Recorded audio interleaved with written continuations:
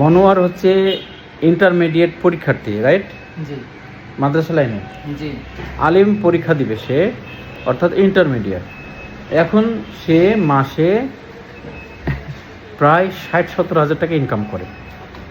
আমরা দেশ ও জাতির কল্যাণে আমরা কাজ করে যাচ্ছি আলহামদুলিল্লাহ। আমাদের ইন্টেনশন এরকমটা নাই যে আমরা অনেক টাকা উপার্জন করব, অনেক লাভবান হব, বিষয়টা এরকম না। আমাদের টার্গেট কি জানেন? আমাদের টার্গেট হচ্ছে এটা, এর নাম হচ্ছে মনোয়ার। আসসালামু আলাইকুম রহমতুল্লাহ, আশা করি সবাই ভালো আছেন। আসলে খুবই আনন্দ ঘন একটি মুহূর্তে অবস্থান করছি।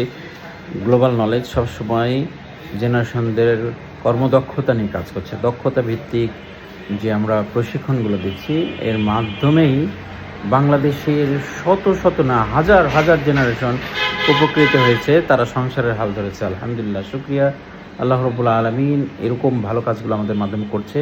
আমরা দেশ ও জাতির কল্যাণে আমরা কাজ করে যাচ্ছি আলহামদুলিল্লাহ। আমাদের ইন্টেনশন এরকমটা নাই যে আমরা অনেক টাকা উপার্জন করব, অনেক লাভবান হব, বিষয়টা এরকম না। আমাদের টার্গেট কি জানেন? আমাদের টার্গেট হচ্ছে এটা, এর নাম হচ্ছে মনোয়ার। ওর হচ্ছে পাবনায় বাসা।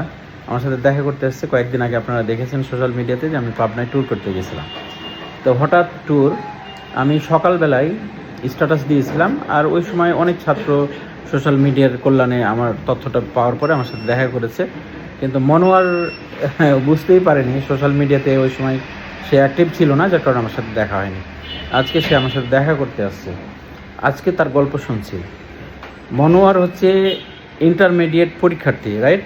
জি মাদ্রাসা লাইনে জি আলিম পরীক্ষা দিবে সে, অর্থাৎ ইন্টারমিডিয়েট। এখন সে মাসে প্রায় 60-70 হাজার টাকা ইনকাম করে। একজন স্টুডেন্ট আমার কাছে ট্রেনিং করেছে আজ থেকে 3-4 মাস আগে, তাই না?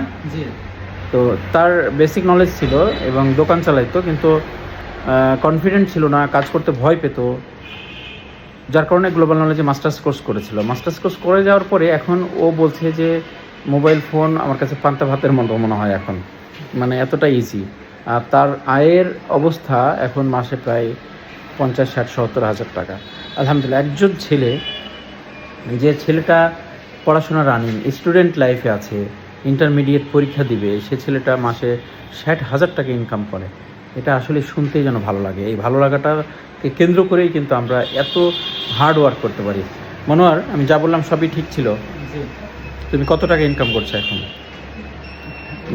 আপনি তো বললেননি।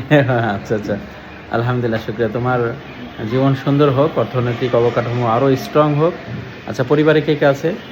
মা বাবা 3 ভাই, আর আমরা 12-13 জন এক ফ্যামিলিতে আছি। বাবা এখনো কর্মক্ষম আছে? জি, বাপ চাচা 2 জন আছে। সবাই কর্মক্ষম?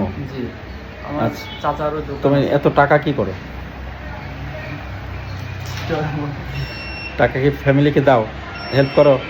ফ্যামিলি টাকা নেয় না। নেই না? আচ্ছা, তাহলে টাকাগুলো তুমি গচ্ছিত করো, ব্যবসা বাণিজ্য বড় করতে হবে। জি ইনকাম পাতি বড় হলেই তখন দেখা যাবে যে পুরো পুরো পরিবারের হালটা তুমি একসঙ্গে ধরে নিতে পারবা। ঠিক আছে, এটা একটা ডেভেলপমেন্ট। এ বিষয়ে আমি আমার ছাত্রদেরকে সবসময় বলে থাকি যে আমাদের খরচের হাত কমাতে হবে। খরচের হাত কমিয়ে আমাদের বিজনেস স্টেবল করতে হবে, এবং একটা ব্যবসায়িক মানে পরিস্থিতি এবং হচ্ছে তার একটা মার্জিন আছে, সে মার্জিন ক্রস করার পরে যখন আমাদের বিজনেস স্টেবল হয়ে যাবে, মোটামুটি বিজনেসের জন্য আমাদের যে ধরনের ক্যাপিটাল প্রয়োজন সেটা যখন রেডি হয়ে যাবে, তখন পুরো সংসারের হাল ধরে নিলেও কোনো সমস্যা হবে না ইনশাআল্লাহ। মনোরঞ্জন, সবাই দোয়া করবেন ইনশাআল্লাহ।